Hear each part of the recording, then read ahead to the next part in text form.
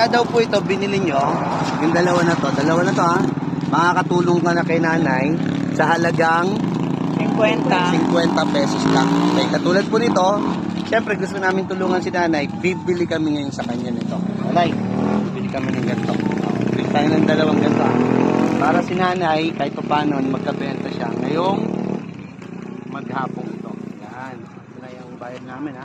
Wala akong tuklo, sir. Ako parang si nanay gusto pang gawin sa isang danang bibiling ko ha. Wala akong Maghanap tuklo. ako. Ang husay ang teknik. Barya lang, sir. Maghanap ako Teknik ng na barya. pinagbabawal.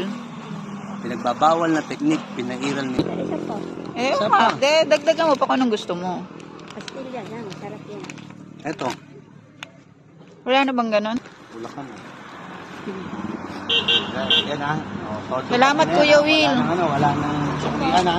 Para sulit ang iyong pagbibenta. Pagpalain ka, Nanay Virginia. Ano, si Nanay Virginia, madalas siya nandito para magbenta ng mga ganito. Taga saan kayo dito? Negosyante si Dito lang nanay. din. Dito lang din. Oo, hindi kukuha ka ulit ng produkto mo maya-maya.